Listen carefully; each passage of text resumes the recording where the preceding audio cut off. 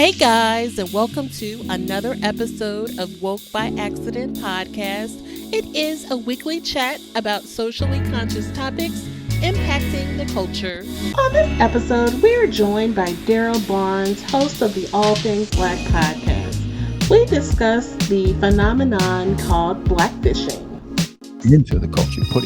Don't just rape the culture, right? And act like you did anything. You didn't do anything wrong.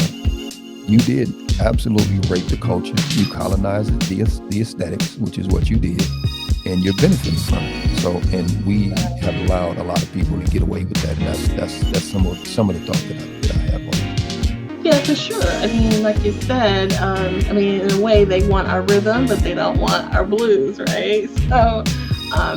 Why do they want to do this? Because, Black people are cool, because they're stylish or attractive, and then they want to profit. They see opportunity to profit and they make sure they make plans for that to happen for them totally.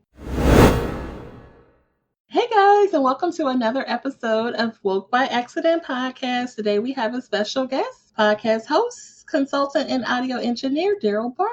Hey, Jen. Hey, everybody. What's going on? I am glad to be back on your platform, on your show.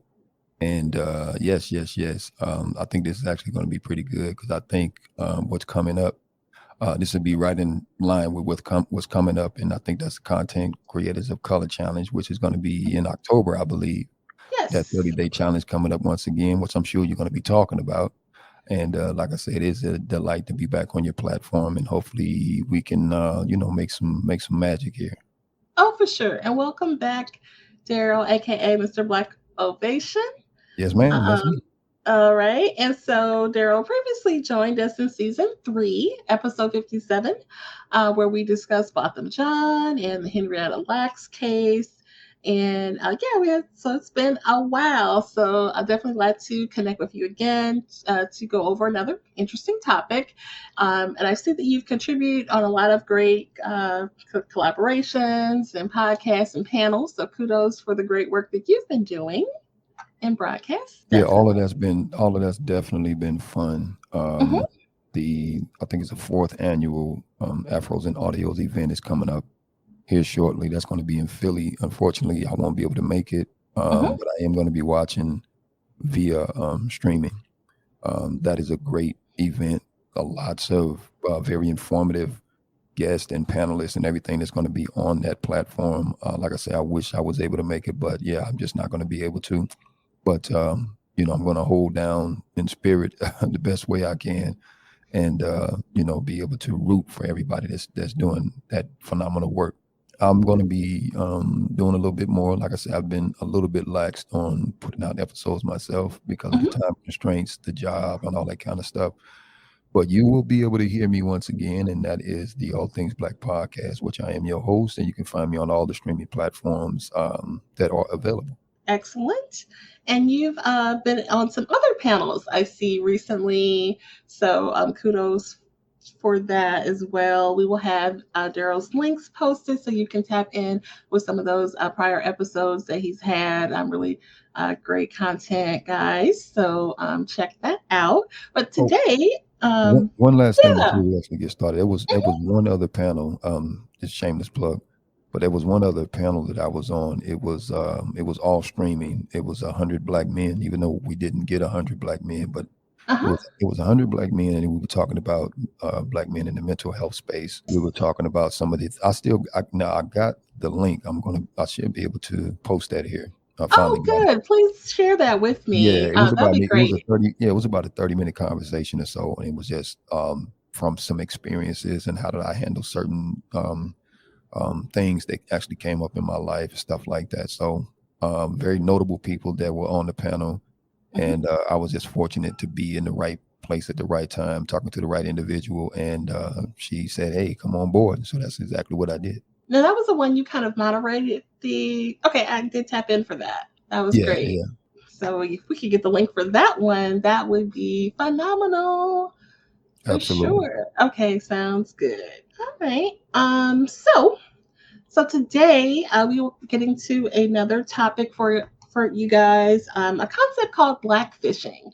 So you may have heard of catfishing, and that whole phenomenon with what goes along with catfishing, and then you may have heard of blackface. So I came across a post in several places, LinkedIn, CNN, different places, even on Twitter, that have been talking about this concept of blackfishing. And so I wanted to get into that with Darrell, who has some really good content about topics impacting the culture, and also some of the controversy surrounding the new Little Mermaid film. So definitely want to get your thoughts on that as well. So here's a high level definition of blackfishing, and this one came from LinkedIn. Blackfishing is a form of cultural appropriation and harm that extracts portions of Black culture for status or monetary gain. So, what does that bring to mind when you think of culture appropriation? I mean, we've seen a lot of examples with some of the celebrities recently, and even some of these, you know, online influencers and things like that. Yeah, I had to sit back and think long and hard about this and how many people that it really impacts and affects. And one of the things that came to mind is that, and this is not new, by the way. I hope a lot of people realize that none of what you're seeing is absolutely new. It's not new. But yeah, it's really the colonization of aesthetics, of Black aesthetics, is really what it is. And it's the monetization of Black aesthetics. This is nothing new. This has actually been going on for years upon years upon years, right? But with the advent of social media, we've just been made more aware of it, right? More privy of it, because it's been happening so much, right? There's been so many people that are outside the culture that now know that they can actually benefit from the culture in various ways and not really be of the culture, right? So Yes. they know they can do that. Prime examples would be Kim Kardashian, Mhm. Iggy Azalea, right? The Sounding Black, using what they call AAVE, I believe, and it's just something that people really know that they can benefit from, right? It's the monetization of it, which is really the biggest thing. And not only the monetization of it, it's the other benefits that come from it, being accepted into Black culture, being able to exercise your options in terms of maybe marrying into the culture or Mhm. dating into the culture, Mhm. because you look a certain way. And one of the things I also come to mind when we sit back and think about it is the fact that there's two things in my mind. It's not just on them for doing it, it's also on us for accepting it, right? Yes. Because we have a way of accepting things in our community that should not be accepted, and so many people get funneled through the door but not be checked. It's almost like, you have to think of it in terms of when you go to another country. Mhm. You have to have some type of passport, you have to have some type of documentation, and you read the rules and the rights and all these other things before you actually get access to that particular culture or that particular area where you're at, right? You just can't just meander on through it like nothing's happening, Right. which has been the case for us. We allow things to happen, and then all of a sudden, when it gets to a particular um, situation, and all of a sudden there's a huge outcry from a lot of us. And in my case, I don't think we should be that open to allow everybody in, because if we didn't do that, we would have less issues. We really would Mhm. have less issues if we would at least begin to check and say, hey, okay, I see you want to do X, Y, and Z. And the question should be why? Why you want to do it? And Right. if you can't put anything back into the culture, if you can't put anything back, and that could be monetarily, that could be in terms of certain institutions, whereby you're donating or whatever the case may be. And, like I say, putting back Yes. into the culture, don't just rape the culture, right? Mm. And act like you didn't do anything wrong.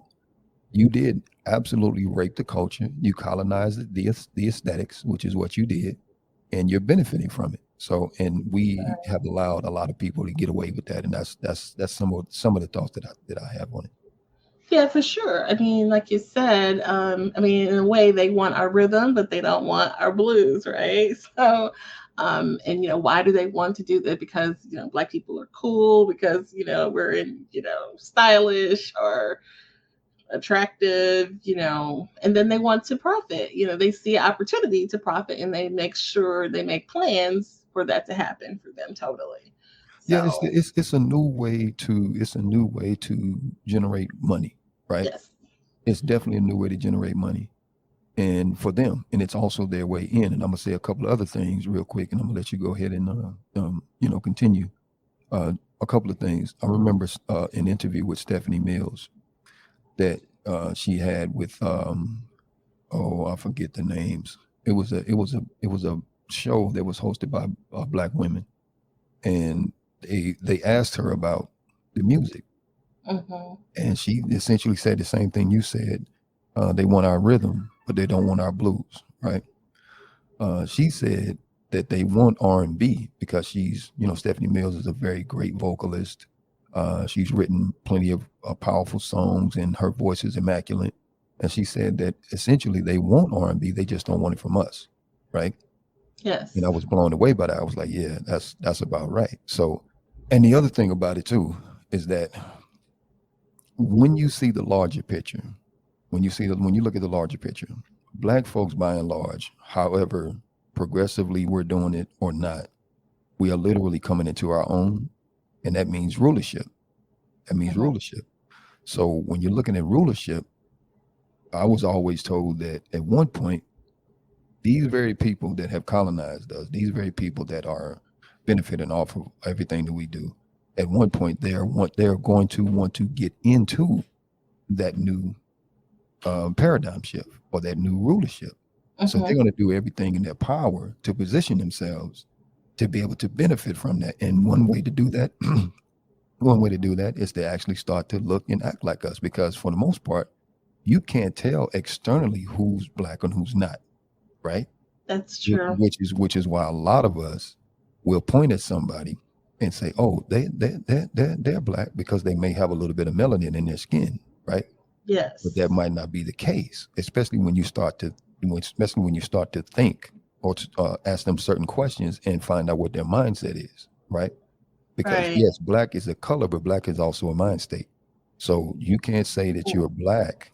You can't say that you're Black just because you're melanated or you have a little bit of skin tone or something like that. You just can't say that. But I have to question where your allegiance is, or I have to question where your mindset is. Now, again, this is not negating anybody else to say, well, I'm going to do the same thing that was done to me to them. That's not saying that. But again, if we're coming into rulership, if we're coming into alignment with that new paradigm shift, where you're going to see a lot of people of quote unquote color begin to be the leaders, then I got to question what your mindset is. I got to question your mindset, right? Your mind state. Where's that at? I gotta figure you out, because some of us look like us, but they're not us. Right. And there's a lot of ambiguously, I hate to use that term, but people use that, biracial, and they're, very fair or what have you. And I think non-white people may use that to their advantage. Well, look at, Doja Cat. A lot of people don't know that she's, multiracial or what have you. And other popular stars who are very fair and have multi-race, racial in their background. And so they said, well, they may just think I'm, look at the one professor from a few years ago that was really popular in Dolezal, discussion. Dolezal, Yes, yeah, yes, definitely. and she got away with it She did. for a long time. She got away with it, and again, you can't just fault her. You have to take a look at us for the acceptance of everything that comes into our community. There has to be a litmus test, right? In my opinion, that we have to have a litmus test to determine whether or not if somebody is actually for the Black community, for the culture, right? Or just siphoning off our Black gold, right? We might not have a lot of money in terms of, monetary, monetary, the fiat money. We might not have a lot of that, but Black folks are inundated with tons of culture, tons of talent, tons of Mhm. gifts, ingenuity, all of these different things. And people, for the most part, that have the money, the fiat currency, they come and siphon off that talent, right? There's a million LeBron James in the inner city, a million, Okay. right?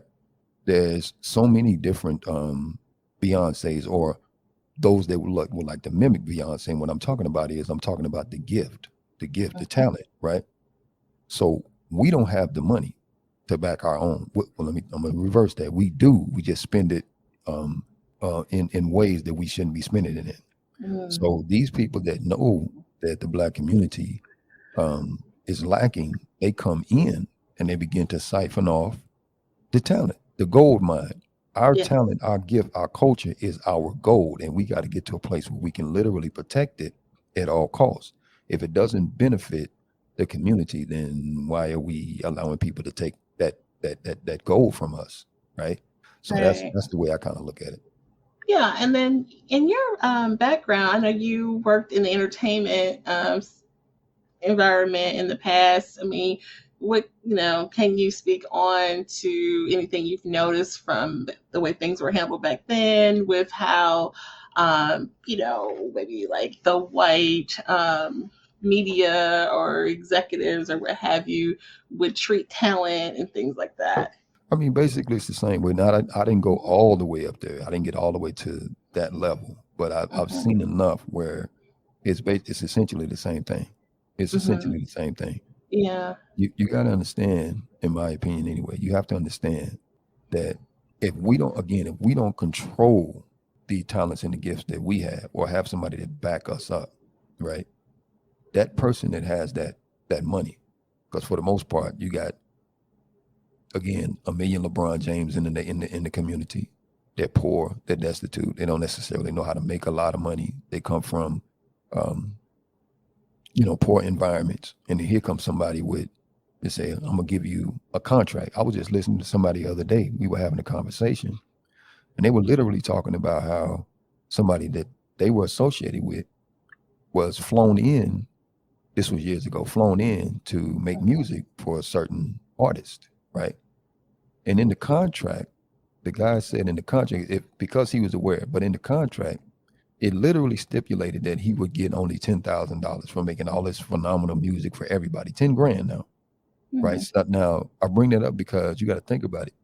A lot of us don't know what 10 grand looks like. So we jump at it. We jump Right. at it. We like, okay, 10 grand. Let me go ahead and run with that. And that's part of the thing. So a lot of the people that have money, they control the talent because they have the money. I've seen people do bad deals and have contracts and stuff like that, right? Where they get swindled, right, out of the contract. There's been some very notable stars, black, that came from our community that died broke. How do you Oh, die for broke? sure. How do you Definitely. die broke? It's in the contract. It's in the contract. So it's like they take that talent, siphon off every bit of it until they squeeze it dry. Oh, for And then sure. and then And at the end of NBA the day, stars too. There yeah, was and then at the one. end of the day, you're left Mhm. destitute. So it's like that's one of the things that I think we just need to start to be more aware of, and then have brilliant lawyers, black lawyers that know the entertainment business that will be able to stop a lot of us from going down these paths. But again, that's gonna take a little bit of work. For sure, definitely. And since we're talking about entertainment, business, and such, let's talk about the controversy concerning the new Little Mermaid film. Disney's latest live action remake, The Little Mermaid, has found itself in all of this controversy since the casting of singer Holly Bailey. And so, who is African American, and the backlash is definitely is coming from a racist place. And so there's all this posting on Twitter and people making posts and really just expressing disdain, so much that when they put the trailer out on YouTube, they got 1.5 million dislikes. And so they had to what do they take it down? But I think that there's a way to still see it, which is just really horrible. Forbes magazine noted that information about the 1.5 million dislikes from angry fans that were just upset about there being a casting of a Black actress to play the Little Mermaid. Um, what do you think about how, or why do you think they're so angry? I mean, on this one, we have to be very direct. It's not angry fans; it's angry white fans. To be Yeah. totally honest, Uh-huh. there might be a sprinkle of quote unquote people of color in that mix, but Okay. for the most part, you're talking about the majority of those white fans that are upset by seeing somebody that doesn't look like them cast in a real huge light, because this was a big story, right? The Little Mermaid, some other stories and stuff like that. Pinocchio. I mean, you got to think about it. Um, and I think it's the highest level of hypocrisy when you sit back and think about it, because for the most part, this country has indoctrinated darker people of this country with stories of the greatness of white people, right? Yes. We've been just bombarded with the greatness of white people, whether or not if it was true or not. If it was a lie, we just been shoved, spoon fed these ideas of the greatness of whiteness, right? Regardless of what they did, they were just great because they were white, right? So now in comes Halle Berry, who, by the way, is one of the most gifted and talented singers, right, Hmm. in this current generation. She's very skilled. When I listened at the trailer and I heard her vocals with the song, I'm like, Yeah, yeah, yeah, definitely. yeah, she hit it, right? She really hit it. And it was just the talent of it. And then being able to merge that with the aesthetics, it kind of did something to you. And I think what it here's in my opinion, here's one of the most crucial pieces of it. It was the fact that you had, I saw this on TikTok, social media. It was the fact that you had young black girls, very young black girls Hmm. that saw the trailer and were literally blown away. She was like, they were like, she's black or she's beautiful. So now you're seeing somebody cast in a light that these young black children are saying, that's me. Now I get Yes. I get an image now of me being put in what would be considered, a pedestalized position, right? Yes. So I get to be that. I get to see myself in that, right? And that's what the fuss is about. It's not Right. necessarily about the black skin. It's about the influence or the impact of seeing her in that position, right? Okay. Okay. That's what it is. It's always, remember, to me, it's never necessarily about the money. So many of us chase the bag. That's fine. Chase your bag, get your money, blah, Hmm. blah, blah, blah, blah. But at the end of the day, if your influence is controlled by somebody else with the bag that you're chasing, you're really not making a huge impact. You're not making an impact in our community that should be made. You're making an impact in their community. Hmm. Remember that, because it's always about influence. Remember, Nick Cannon got in trouble. Nick Yes. Nick Cannon got in trouble. It was about his influence. Uh, Stansfield, I forget his first name. Lamar Stansfield, I believe he was on Clubhouse. I was in that room when that happened, and he was just in the room. He didn't say anything. He didn't do Hmm. anything. But there was a Jewish woman that came in and scolded him, and he didn't say a word. She was saying it was just the fact that he had an enormous amount of followers on his platform, and that he Okay. was using his platform and his influence improperly. Now, how do you tell a Mm-hmm. grown man that? Now he's supposed to be free. He's in the industry, right? He's supposed to be free, and he should be able to use his influence in whatever way he chooses to. But, Right. but the mere fact that he was just in the room and didn't say a word, one word, he was scolded by this Jewish woman because of the fact that he had a significant number of followers. It's the influence. It's the Okay. impact of the influence. And Hmm. for young black women, that, oh man, I'd love to get into that in one point, because to me that's a serious one in and of itself. But when you influence young black girls, right, that in and of itself is very dangerous. It's very powerful, right? It's a very powerful thing when you can influence young black women. So by seeing Halle Berry cast in that lofty position as the Little Mermaid, Yes. yeah, it did something. It did something. It made a larger impact. It wasn't just about the skin color. It was about the Right. fact that she made an influence into these young black girls, and these young black girls are now seeing the imagery of themselves in that lofty position as the Little Mermaid. Right. This is like, this is a fictional character. I mean, this is That's the like, part. she's a mermaid, for goodness That's the sake. part. That's what I'm Yeah. saying. That's the part. It's a fictional character, right? It's not like Mhm. it's real, but the fact Right. that the impact was there, the influence was there, right? Mhm. That's what the issue is to me. It's really about the influence.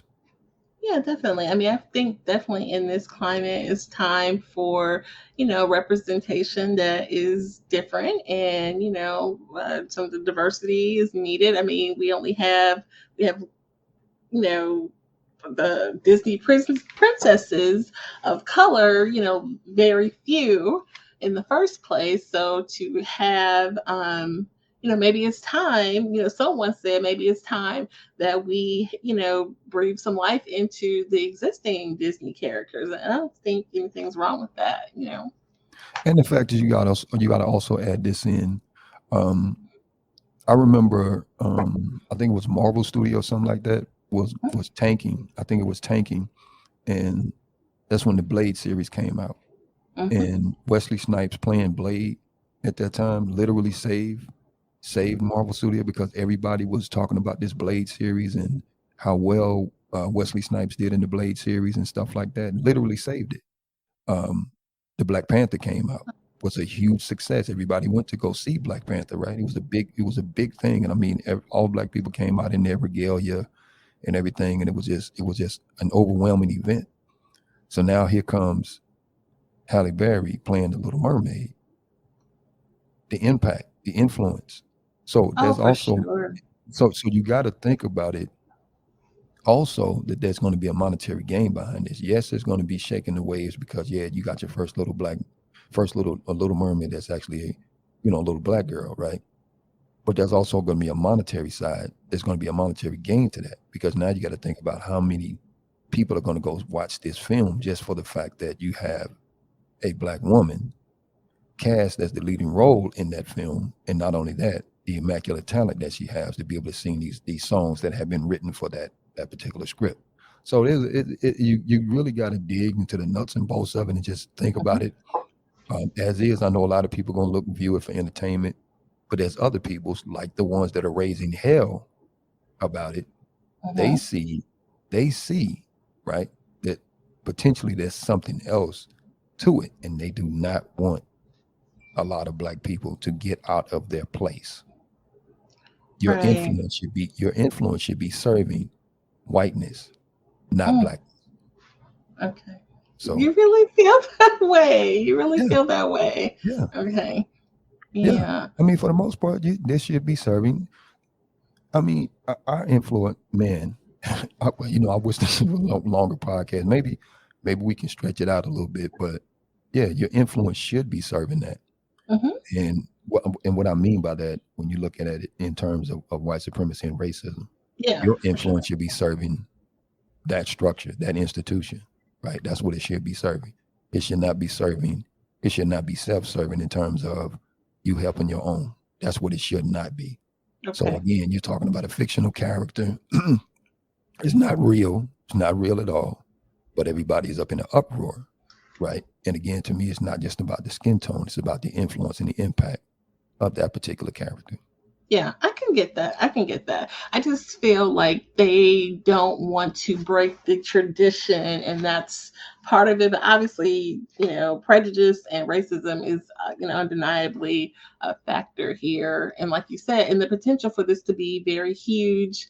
The merchandising. I mean, this is going to be huge. She's going to be on backpacks and lunch boxes, and they're going to. That part, Yeah. that part. That's exactly, now you're talking. Yeah. Hmm. Like I say, the monetary side of it is the gain of it is just it's going to be huge, Yeah, I don't know if they're and ready for that. yeah, So. and to not, and you're talking about changing, the what did you say earlier?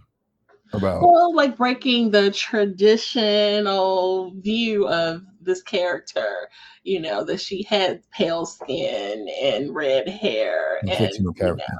right, A the fictional character. fictional Yeah. character, Yeah. So you essentially, know. I can make a Little Mermaid today and give it Mhm. whatever hue and color that I want to. I'm sure little children, if you give them coloring books, they in their imagination they can make Little Mermaid whatever color Oh, for what that sure. they want, right? Right. So again, it's the adults that are set in their way um, about white supremacy and racism that does not want that to move. They don't want the needle to be moved. But again, if you're talking about diversity, which to me um, doesn't mean a hill of beans, to be totally honest. But if you are talking about diversity, then yes, let's talk about diversity. There should be representation all across the board. When you sit back and you think about it, with these different shows and whatnot. But I just see it as a little bit deeper. But for those that want that type of diversity, then yeah, I think it's high time that literally happens. I was waiting for the Black Bond to come out, to be totally honest. When they said Yeah. Idris Elba was going to play him, I'm like, that's the chief right there. Man, if he played that, that's going to be crazy, right? But I don't think they'll ever cast up like a Black Bond. I don't think they'll And do I that. don't Yeah. see why not, because the love interests have been some black ladies in there. And that's the difference. It's okay for a white man to lay down with a Let me black go get my lady. hammer because you just hit the nail on the head. Bingo. And it's See? always been like that. That same thing with Star Trek when you had the original Captain Hmm. Kirk and everything. He had love interests from all different galaxies, right? And Yes. that's the thing. That's the thing. So to not break that idea, to not break that power, right, is a huge thing. And it's crazy because you've had these people that have um basically reaped tons of benefit from the fact that you've crafted narratives and stories, whether fictional or not, centered around whiteness, right? Yes. Even the Bible was crafted around whiteness, right? When the Mhm. original story and the original text is actually about black folks. It's really about black folks. But they translated and retranslated it to be centered around whiteness. So everybody, and then to solidify it, they started to put out portraits of what they believe Yes. Jesus to look like. So it's very hypocritical when you sit back and you hear about people that are crying about something as small. Now again, this is not even on the grand scale. Something as small as the Little Mermaid now being a young black lady. It's crazy for people to do that. It is. It is. And I mean, we really could go down the rabbit hole of the characters if we wanted to. We talked about a few, how some of the newer shows like the House of Dragons have put black people into the time period pieces, which I think is really interesting. And shows like Bridgerton on Netflix, where you have, have you checked that one out? Oh man, I'm gonna leave it alone because I might get beat up by the crew. But no, it's no, no. Well, I Mm, looked at season one. I didn't look at season two. So, but yeah, I think it's interesting and neat that she has, black and white characters just corresponding together like that. It's from a black woman writer, Shonda Rhimes, the Bridgerton series. So I think hmm, that's really interesting and a yeah, unique way to do that. And without them being lesser than and things like that, she just has all different kind of characters all in there together. I love it. yeah, It's yeah, neat. yeah. Why not? So yeah, I mean, because we know how history played out. So why, this is fiction. This is a story. She's giving us a story for sure. Because the black lady was the queen Yeah. on Bridgerton. And how, who would have thought that with all these, in this time period piece. So it's really interesting. And then No, these, I get it. I get it. I get it. I think that a lot of these writers are now understanding the value of putting these characters into these shows now. I think they're yeah, understanding it again, especially from a monetary side. They're understanding the value of doing so. My only thing is that a lot of us as Black people still don't understand the concept that um, life imitates art, right? Mm-hmm. Life imitates art, and for the most part, we consume these images so much that we begin to kind of take on have this relationship with these characters, and all of a sudden you see us to start to live out these different characters in real life, and that's part of the Mm-hmm. problem, in my opinion, because a lot of us are not solid in who we are. We don't necessarily know who we are. We don't have a concrete foundation in terms of our history and things like that. So Yeah. we begin to mimic these different characters that we see on these shows, Mm. and that's my thing. So again, I look at it not just as entertainment. Okay. It's to me, it's difficult to sit back and watch anything just for entertainment. It's very difficult, right? Um, Everything that I watch, pretty much, I'll see the entertainment in it, but I'll also see the messaging. I'll also Mm-hmm. see how they're trying to influence me, uh, Mm. That's what true. level that they're trying to reel me in on, right? Because I have to be aware of these things, because if not, then I'm going to be pulled in and siphoned in just like everybody else. So I'll be around here walking around like a robot, just like everybody else, thinking, oh, this is the thing to do. Uh, Yeah. Right. but you got to be careful, because and it's not like I'm lying, because you can now see thousands of, Nicki Minaj's, or people trying to mimic themselves as a Kim Kardashian, or somebody's Mm-hmm. walking around trying to imitate a Pop Smoke, or something Mm-hmm. like that, right? Yeah. And I get it. These are, we can consider these at one point our heroes. I get it. But at the same time, who are you is the question. Why Right. are you trying to mimic somebody else? Why are you trying to imitate somebody else? It's because you haven't fully found yourself yet. Right. That's the biggest thing. You haven't found yourself yet. You don't need all of that to portray an image of what you think yourself should be. You haven't found you yet. Once you found you, then you'll end up being what they call your authentic self. For sure. And even That's like the these biggest thing. people who are embodying this blackfishing, be yourself. You know what I mean? If you're talented, if you have something to offer the masses, just come with who you are. Well, a lot of And them not gonna do that, because they know, again, the easiest way to come up, like it's a tried and tested um plan. It's a tried and tested maneuver, right? It's tried and tested. It's time and time and time and again. We always get duped for some reason when we see somebody that supposedly look like us, act like us. We get duped 100% of the time, because we don't know how to ask those very important questions. Where did you come from? What's your background? X, Y, and Z, right? Just gather enough information before we allow you into these spaces, and we don't know how to do that, or we know how to do it and we're afraid to do it because we don't want to be labeled as, oh, you're a gatekeeper, or you're a black racist, and yada yada yada. But it's mhm. evident that what goes on in our community is very problematic. And part of the problem is, yes, us, but at the same time, allowing everybody else in before we even know who the hell we are. Yeah, for sure. Definitely. And then representation matters with images like, Holly Bailey, who will be playing the new Little Mermaid, which, we're looking forward to seeing that. And, she's so up and coming actress, so this is a really great move for her. So kudos for that. Yeah, Yeah. I think I'm going to watch it, because, like I say, I love her voice. I remember Mm. when her and her sister was coming up, Oh, the for sure. representation and how they came about was huge. And so I guess now this is like a crossover piece. And but yeah, just for her talent and her gift, yeah. So I think I'll watch it just to check it out. Yeah, you mentioned the reaction videos to the trailer with the children. I even saw some white children in there, and they were all excited and thrilled. And, it was really kind of like sweet to see that, and hopefully that um, campaign will motivate, these, ill gotten, Yeah, responses. and it's terrible, man. It's really terrible when you sit back and think about it, because this, again, this is nothing.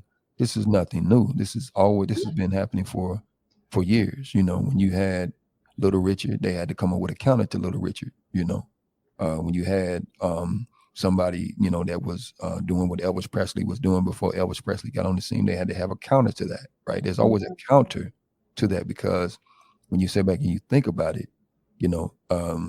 there's millions of them that love the spirit. They love the vocal stylings, right? They love the artistry from us. And then that causes an inclination for a lot of people to lean towards, look at what Michael Jackson did. Michael Jackson by himself had the whole world pretty much at his feet. People falling out at his feet. They tried to find the equivalent of a Michael Jackson elsewhere, but you couldn't do it. There was only one Michael Jackson, right? It was only one Michael Jackson. You couldn't find the equivalent, right? Same thing in the boxing arena. They tried to find a Mike Tyson or somebody to that degree. You couldn't find it. Then it's not there. You couldn't find it. So there's always, it's really the influence. And that's what I'm saying. We got to be careful of the influence that we carry, because it's really that influence that can bring so many people over. It's the power of the influence. Right. That's more weighty than anything else. You can have all the money in the world, but again, it's the influence. It's the influence. So I got to control your influence. I got to control your influence. I have to control your narrative. I got to control your impact, right? Because if I don't do that, then I'm not going to be in control. And the whole objective is to be in control. Right. That's the whole objective. Okay. Definitely. Let's see. So I guess we'll end that thought there. Why don't you tell us about your podcast, Darrell? Yes. Thank you. It is called the All Things Black Podcast. Basically, I talk about a myriad of subjects, anything from relationships to, finances, any kind of institution, anything that somebody can lend to the space that will be able to, help, is what I talk about. So I bring people on and we have those kind of discussions and stuff like that. So I don't necessarily dig into any of the foolishness. I get it. There's a lot of people that want to hear that kind of stuff, but I just think it's stuff that's way more important than hanging on to, the frivolity that people love to get into. A good laugh is a good laugh. I get it. But there's so many other things that's going on in the world right now that people are not paying attention to. So again, we try to bring as much light as possible on that particular platform. For sure. And then you also have done some audio production classes. Any courses coming up? There's always courses coming up. The problem is, can I complete them? Okay. But yeah. So one of the ones that I kind of mentioned to you earlier before we got started. Right now, I'm using a platform that a lot of people don't know anything about, which is why you see my overlays look the way that they do. Very clean, very professional. I've already started, but I'm going to be teaching courses on that and how to use that particular piece of software to make your videos look really, really nice and stuff like that. And it's really it's budget, so you're not going to have to come out of your pocket with tons of money to be able to do something like this. It's very, very economical. And again, you don't have to go and buy fancy equipment, anything like that. It's very, very simple to use. So that's one of the classes I'm going to end up teaching. That's pretty cool. Yeah, I like that. So definitely share those details when you have them.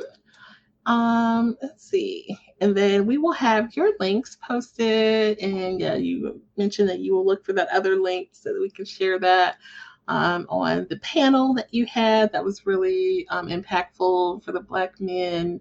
Definitely. Anything else to share, Darrell? Other than the fact that I so much thank you guys for even inviting me, into some of these spaces. Yeah. I just like having these different kind of conversations and different perspectives. I'm not one to walk around and always talking about I want to be right. No, I'd rather you think. If I said something that's meaningful, think about what I said. right? It's not about me necessarily being right. I'm not ego driven. I don't care nothing about that, not that kind of stuff. I just want you to kind of think about what I'm saying. If you agree with it, fine. If you don't agree with it, that's fine also.